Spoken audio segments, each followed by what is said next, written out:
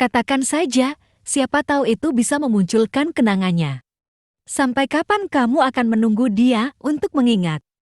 8 tahun, 10 tahun, sampai kalian tua dan mati? Hai guys, lanjut lagi ya. Part 54. Gap series season 2-nya ya.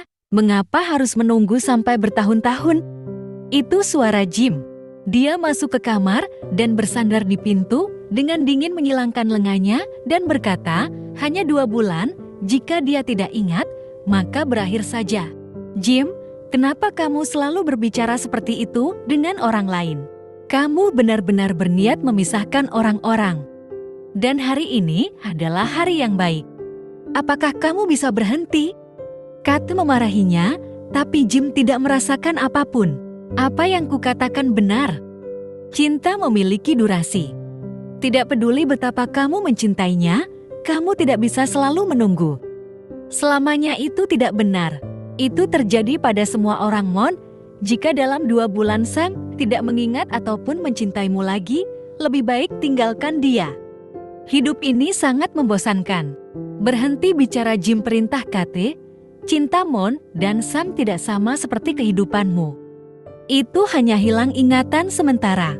Tapi sepertinya cintanya sudah hilang selamanya, kataku sedih. Selamanya itu tidak benar. Kato meminjam kata-kata Jim untuk digunakan. Mon, Jim membuat suara keras. Kurasa lebih baik kamu mendapatkan pacar baru hari ini. Di acara ini, pasti ada seseorang yang akan menggembirakan kita. Aku akan menemukannya di sini. Apakah kamu lupa bahwa kamu punya suami? Aku tidak ingat. Aku juga hilang ingatan. Aku lelah dengan anak-anakku. Aku lelah dengan suamiku. Jangan tanyakan itu lagi. Jim menggelengkan kepalanya dan kembali ke ruang ganti teh. Kat juga menggelengkan kepalanya dan mengikuti Jim pergi. Semuanya berjalan dengan baik. Sekarang Yuki dan aku sudah selesai dirias. Riasan wajah dan rambut hari ini dilakukan oleh penata gaya profesional. Yuki keluar dengan gaun pengantin berwarna krem. Dia adalah pengantin paling cantik yang pernah kulihat. Semua orang memandangnya dengan takjub. Entah itu karena kosmetik atau gaunnya yang bagus. Tapi yang pasti semua itu didukung dengan wajahnya yang cantik. Aku memberikan senyum pada Yuki dan berjabat tangan dengan mempelai wanita ini. Pesta pagi ini sangat menggembirakan. Yuki terlihat gugup dan bersemangat. Mengapa kamu berkeringat begitu banyak? Entahlah. Aku sangat senang dengan pernikahan ini. Tapi ketika saatnya tiba, aku merasa khawatir. Yuki meremas tanganku dengan erat. Wajahnya terlihat sangat khawatir. Kenapa kamu harus khawatir? Aku tidak tahu bagaimana mengatakannya. Ada apa? Akhir-akhir ini, aku merasa tersangat aneh. Ada yang beda darinya. Kamu terlalu banyak berpikir. Tel mungkin khawatir tentang pekerjaan. Atau dia juga gugup sama seperti kamu sekarang. Tapi Tel sama sekali tidak terlihat bersemangat dengan pernikahan ini. Atau dia merasa tidak yakin? Jika dia tidak yakin, pernikahan ini tidak akan terjadi. Selain itu, pengantin wanita harus menghilangkan ekspresi khawatir dari wajahnya. Agar kamu terlihat cantik, kosmetik ini tidak bisa membantu, kan? Itu membantu, tapi jika alismu berkerut seperti ini, itu tidak akan terlihat indah. Tetap tersenyum. Tidak ada yang perlu dipikirkan. Aku akan selalu di sebelahmu. Terima kasih, Mon. Pintu masuk gerbang hotel dibuka. Yuki dan aku bersandar di pagar di lantai 2 untuk melihat ke bawah. Wajah Yuki sudah mulai terlihat tersenyum, mungkin karena dia mulai bersemangat tentang apa yang akan terjadi. Tel masuk dengan mengenakan setelan jas berwarna putih. Dia selalu berpakaian elegan, sopan, dan maskulin seperti biasa. Tel dan para pengiringnya masuk melalui pintu berwarna perak itu. Para sahabatnya yang menjadi pendampingnya menyanyikan sebuah lagu sambil menari. Hwan Sam yang dipaksa untuk menari, bergerak tidak menentu. Mataku terus menatapnya, hanya ke arahnya. Hari ini dia sangat cantik dengan gaun berwarna putih itu. Di mataku, dia terlihat lebih menonjol dari yang lain. Hwan Sam mungkin merasakan bahwa ada mata yang menatapnya. Dia mengangkat kepalanya dan menatap mataku.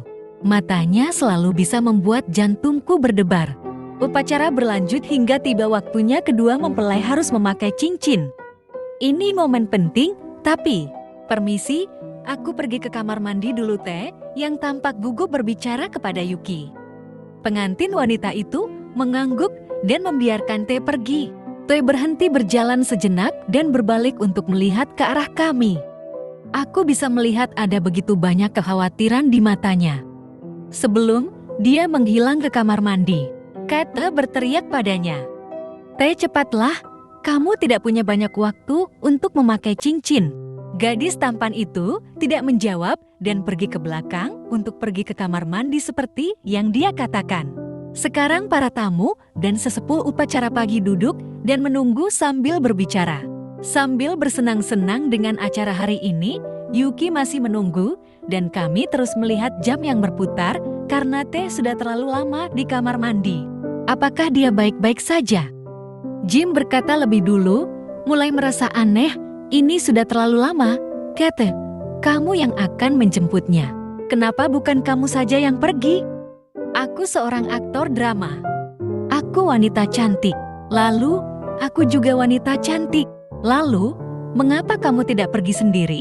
Lalu, kenapa kalian bertengkar? Jika tidak ada yang mau pergi, aku yang akan menjemputnya, kata Kunsam yang sedari tadi hanya diam. Kunsam pergi ke kamar mandi untuk menjemput Teh. Saat dia pergi, suara notifikasi pesan terdengar dari ponsel kami secara bersamaan. Itu adalah pesan dari Teh. Teh, maaf. Maaf ya guys, perutku sakit. Gara-gara tadi habis makan tempoyak tambah sambal petai pedas mantul. Terlalu enak sampai-sampai sekarang perutku mules. Hahaha. Tapi bohong. Just kidding. Oke, gue sampai di sini dulu ya. Seperti biasa jangan lupa tinggalkan like, komen, dan share ya. Love you all. Semoga harimu menyenangkan ya.